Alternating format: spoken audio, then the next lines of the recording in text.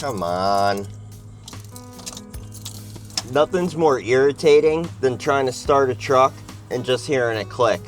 So today, we're gonna fix that. But before we do, roll that intro.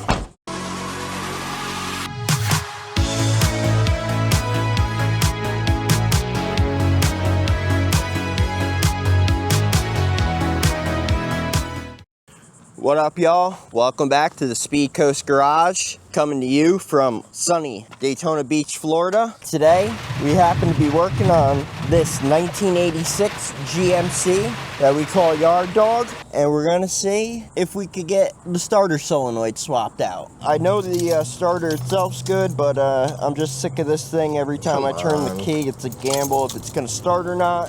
Take care of that. We got this Duralast SS 327 starter solenoid. So we got this brand new replacement, all the hardware we'll need with it. Directions just flew off in the woods, and again, that's number SS 327.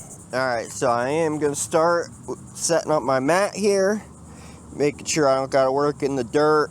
I'll be working up from underneath and from over the fender as much as I can. I am going to drop the whole starter out to inspect everything, make sure it's good, and make the solenoid swap as easy as I possibly can. Let's get after it. Alright, so we'll pop the spark plug out.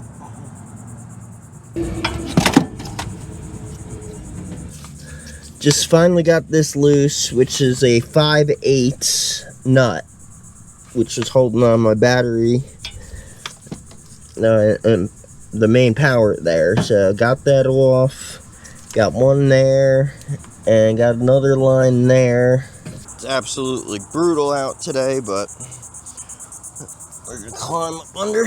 Starter 9/16.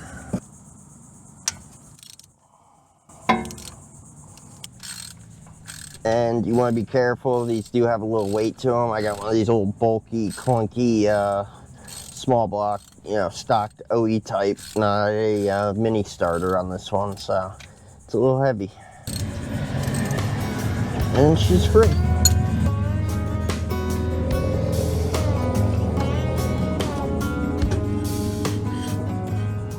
Taking a look at the flex plate here, why I got the starter out of the way. Everything looks like it's functioning correctly. Teeth aren't worn, no issues there. And then past that, I'm going to want to clean up where the starter mounts. And it might be hard to see with the sun.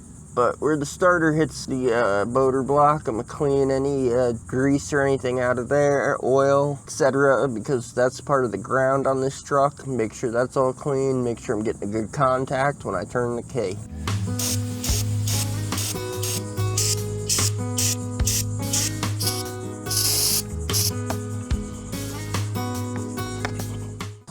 Alrighty, so let's get this solenoid stripped off. You will need a 5/16 socket. Before we take it off here, we want to make note of which way our tang is facing, which way all this is facing. So I'm just going to lay this exactly how this one is laid out.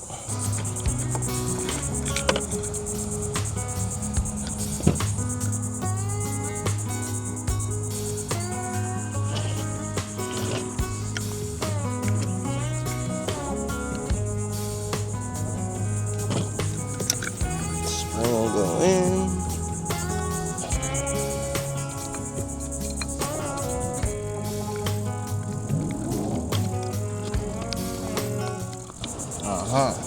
Okay, so you want to take it and turn it in instead of just trying to press it in. Interesting. Does not appear the new kit came with the hardware to bolt it to the case here.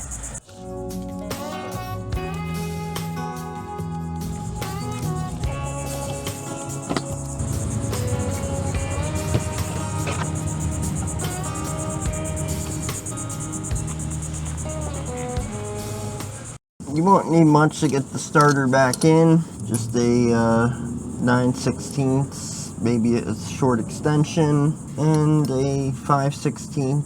You want to make sure your bolts for your starter have some type of knurling on them to make sure they can't back out.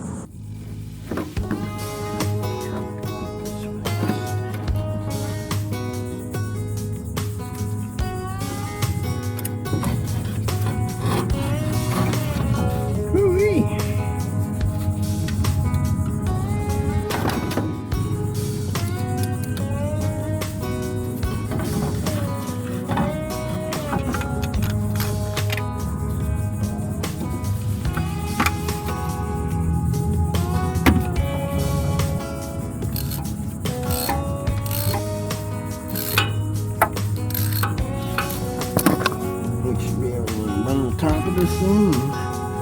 That should be it. Ta-da. Come on.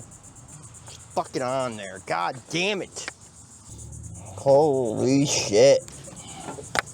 Finally fucking got it. Let's give her a start. You could hear how rough it's idling. Terrible. That's gonna do it for today's video on the starter solenoid. I hope you enjoyed it. I hope it helped. Next up, as I showed you, I'm gonna be diagnosing the carb issue and seeing if a bigger problem isn't lurking. Speaking of lurking, I also got Fool's Gold. That project's still going, even though it's kind of stalled. I'm back on it as the days are getting shorter, and so is the timeline to get it done. So if you love seeing me struggle with these old square bodies right here in my driveway, we got plenty more videos coming. Be sure to smash all of them buttons for me. Let's run this algorithm up together. I'm glad to have you guys here early with me. I appreciate each and every one of you for hanging out in the SpeedCoast garage. I'll have another video coming soon, but until then, Godspeed.